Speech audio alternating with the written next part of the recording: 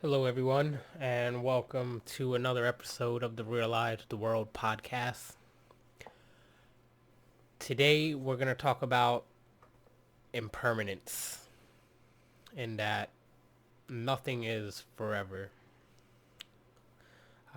The entire universe is in a constant state of change, and so even what we might think lasts forever, such as diamonds, are actually in a slow deterioration or decaying of change. And so today we're going to talk about how that comes into the different aspects of our lives. And this is one of the roots of our suffering, in that it's almost like an attachment. Um, whatever it may be, you might think your love partner, a pet, a personal possession, um, basically anything that you may overlook the fact that it won't be around forever, even this particular moment. And so we're going to get into some of the details on understanding impermanence and how that plays into the unconscious mind. So let's start with the diamond. And I picked the diamond because there's a slogan for diamonds throughout history at some point where it became a selling point for diamonds, that diamonds are forever. But that's not actually true, and that a brief research for me, it looks like it just takes forever to create diamonds, through compression and heat and all that stuff. And so you can only find diamonds at a certain point in the depth of the earth. But the actual fact is, if you look at it through science, um, you have atom bonds that create that diamond. And over time, um, a diamond or anything will slowly lose its atoms. Another good example I like is glass, where if you look at some old glass, it looks like it melts.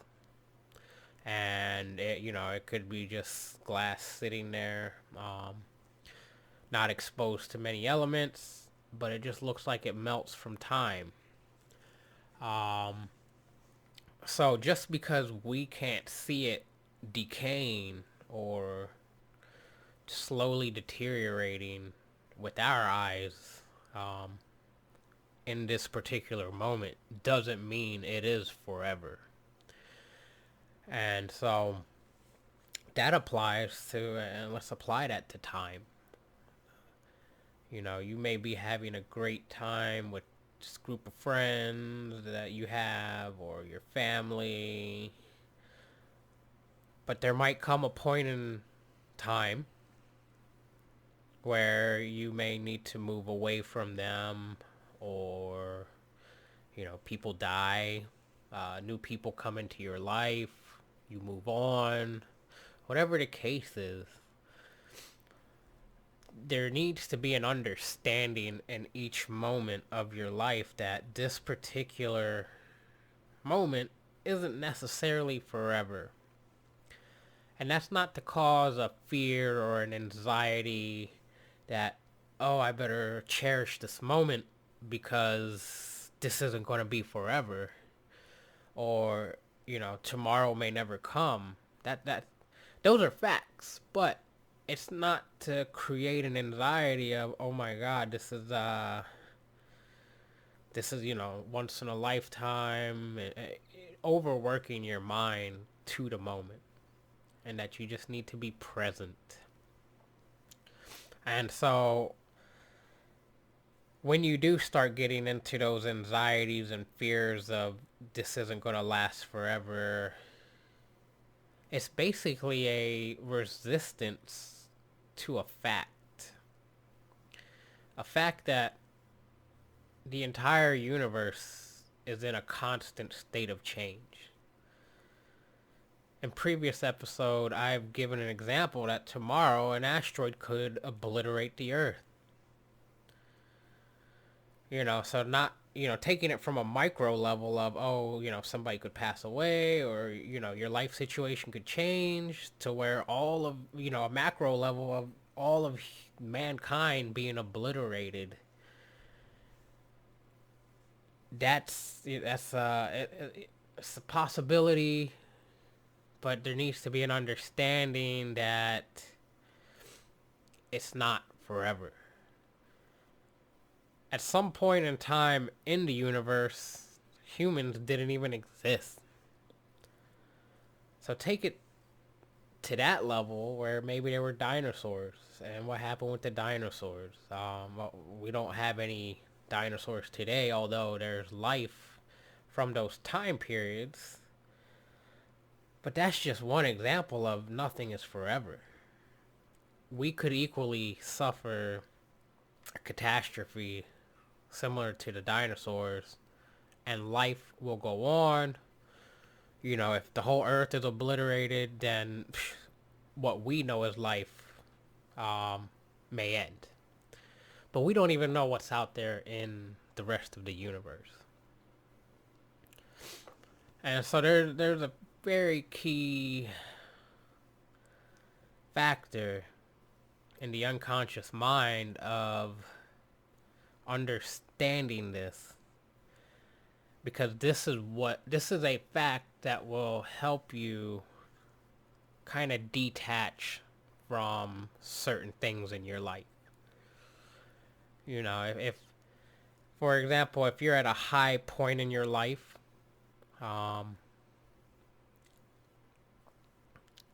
if you're at a high point in your life where everything's going good, everything you plan for is coming together,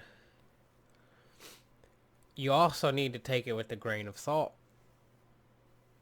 Tomorrow you could become disabled or something contrary to your overall plan. I want to take this to my experience and how I got here today. Of course, I didn't understand impermanence over a year ago.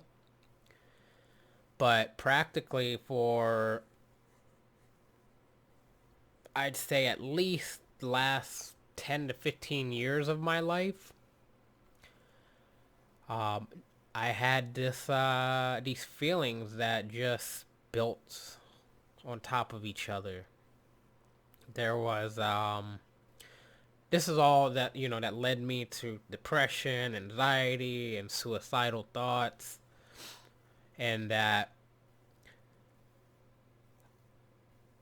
things happened in my life that didn't go according to my plan, or I aspired for things that I didn't have, but I lacked the understanding that the current state of my life was only that point in time, and that it wouldn't be there.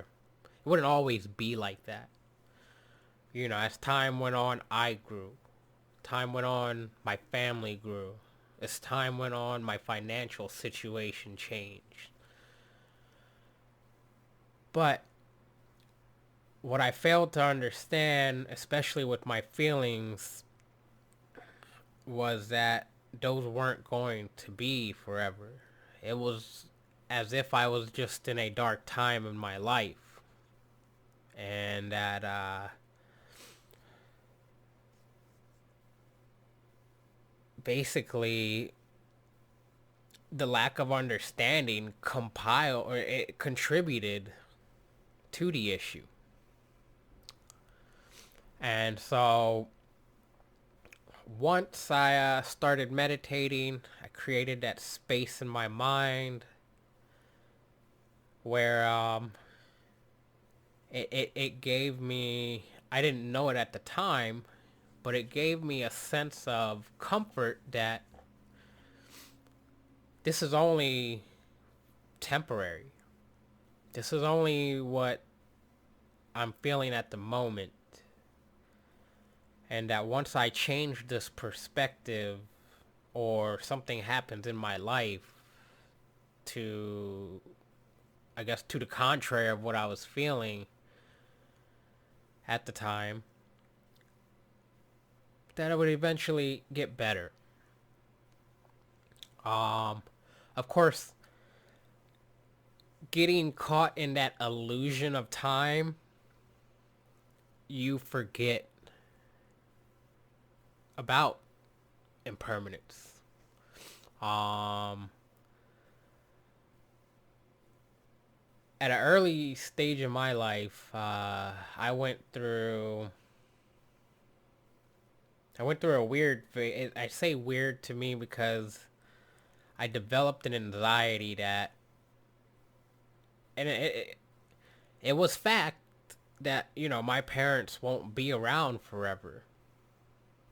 And I developed an anxiety and I started fearing every day that they could die. And this was at an early age, like middle school. And I developed this anxiety that pulled me out of the present moment of, I'm a child, I need to be having fun or doing my homework and doing good in school, whatever the case is. Instead, I'm worrying every day that my parents would not be there forever. And that, I don't know if that's when it all started for me, but that was a, if I recollect correctly, I do believe that was my first real, or maybe first few real anxieties that just kind of built up over time. But when you lose track of the illusion of time, and you don't know that time's just an illusion when you're unconscious, but it pulls you out of the moment of being present, the moment of being here now. And so you want your particular moment, or we could group it up into that phase of your life. You want that to be forever. And that in itself, if you've listened to the previous episodes of the podcast, is dukkha. It's suffering. It's an attachment. It's a desire. And that until we really understand that nothing is forever, we get caught up in the illusion of trying to make it last forever. So, with impermanence, it is a very key factor that you create space for each moment in your life to be fully present. Because when you are present, you overlook impermanence. And so, that's not to say, to be stoic or what's another word? I think stoic's probably the best word, but to be stoic to changes. But don't, embrace change. Don't resist it. Don't observe it for a simple fact, but embrace it. Because what you knew yesterday may not be the same as, what you're going to experience today. Or even tomorrow. And these are things you don't necessarily have to think of. Yes, history provides fact and experience, and yes, planning for the future is a good tool, but none of that accounts for what you're doing in the moment right now.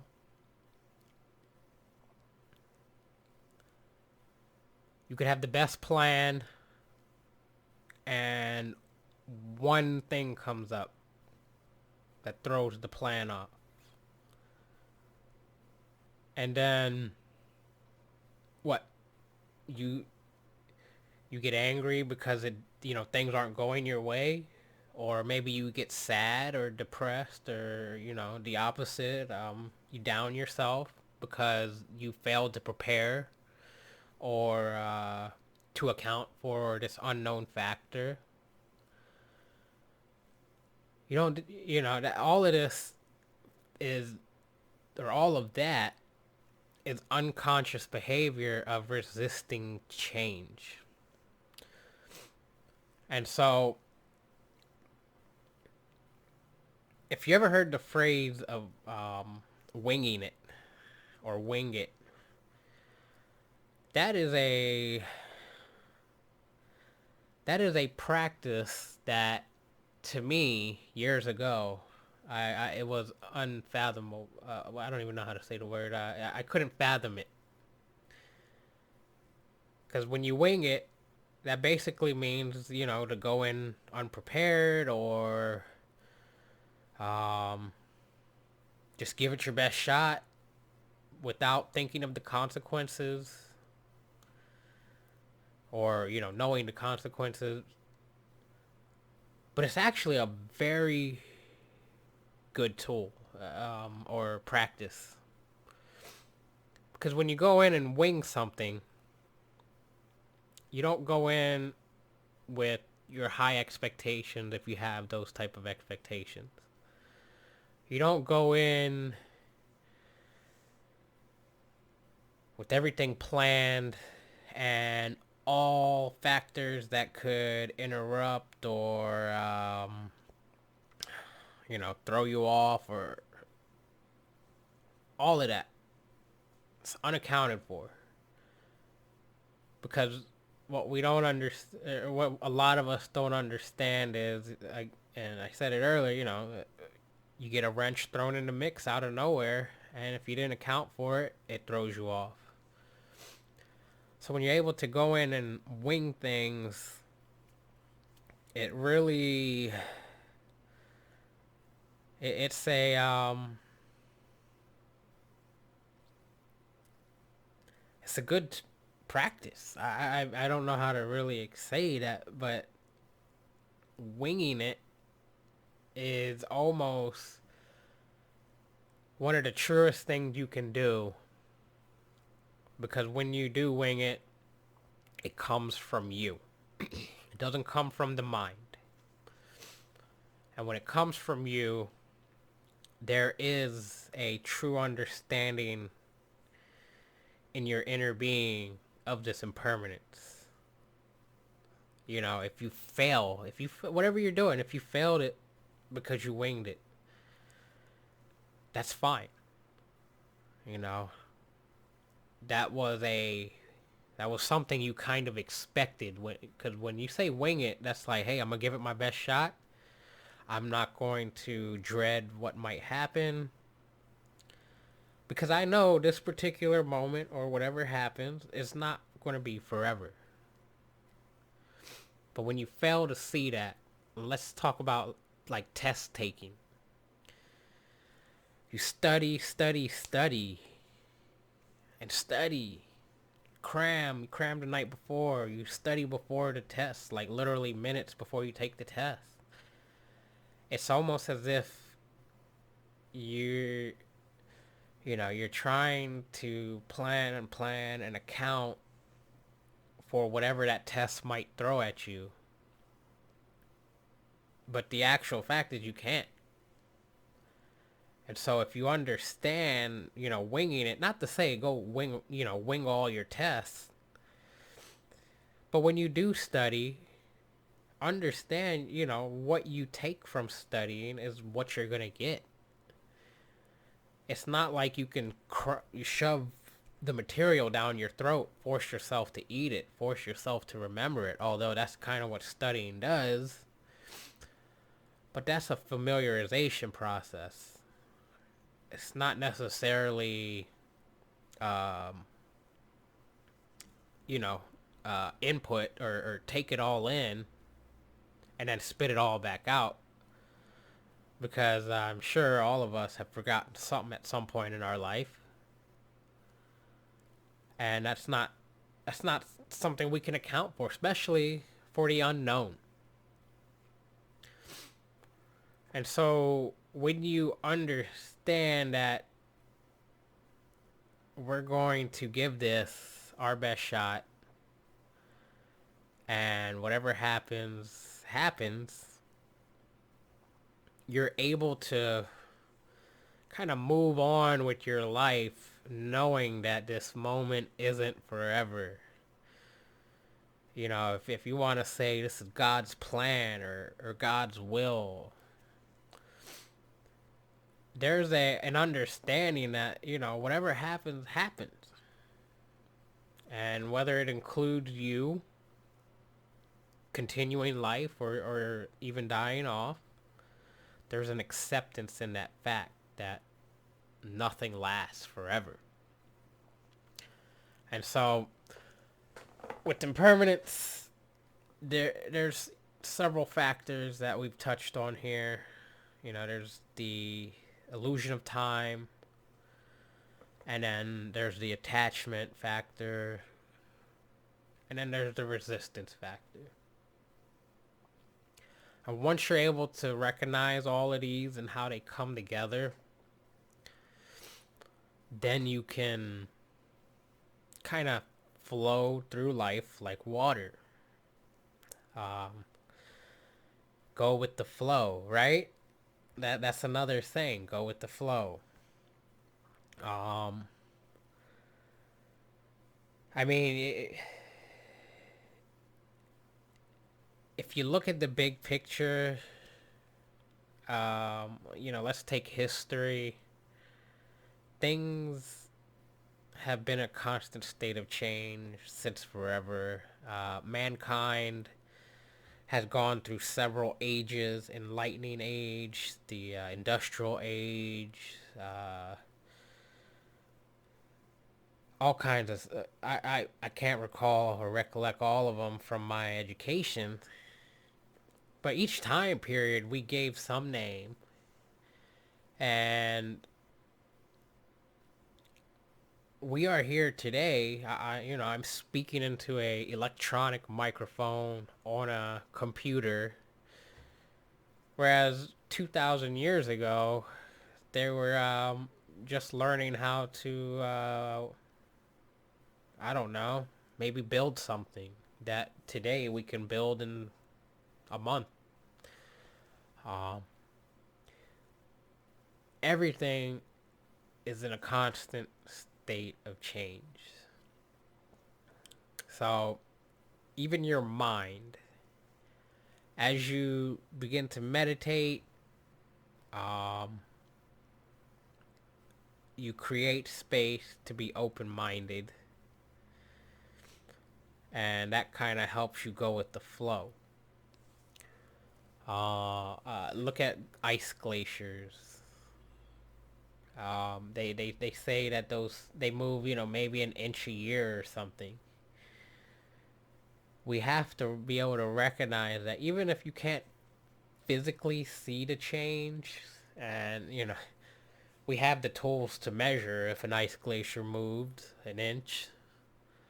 But even if we don't have the tools to do that, you have to understand that that's whatever it is, not just an ice glacier, could be the diamond.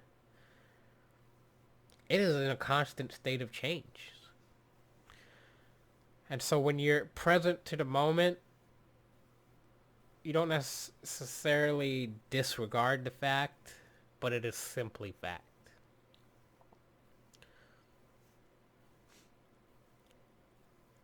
So when we say diamonds are forever, or when they say diamonds are forever, it's an illusion of this particular moment in time, maybe this particular span of 100 years, whatever the case is. I mean, diamonds aren't indestructible for one thing. You could smash a diamond with a hammer. Even though it's one of the hardest materials, they're also fragile. And so it might break into smaller diamonds, yes. But that particular one form of diamond you started with, once that's smashed, it's gone. And so when you understand that it's not really forever, you understand that your feelings aren't forever.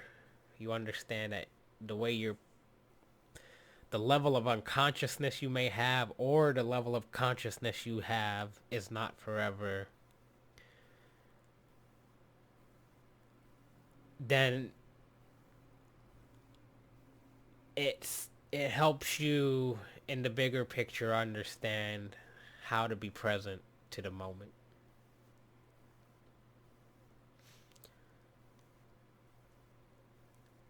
So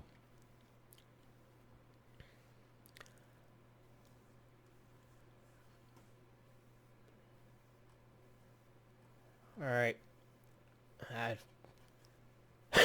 Excuse me.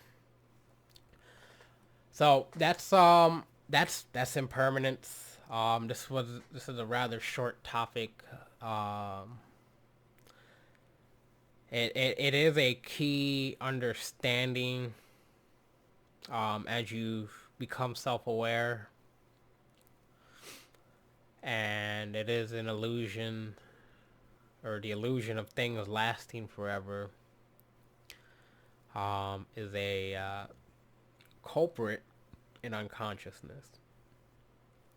And so once you're able to truly understand that, everything has a type of cycle. We don't want to necessarily say life and death cycle, especially if we're talking about inanimate objects. But once you get those understandings, you're able to move forward. You're able to appreciate the moment. You're able to be present to the moment. And so with that, I hope that helps you guys understand that impermanence, things aren't always going to be the way they are. Whether you're in what you would consider a good point in your life or a bad point in your life. And that if you just be, which is, your being, you can truly be present to what you have in front of you. All right. So thank you for listening again to another episode of the podcast, and we'll catch you on the next one.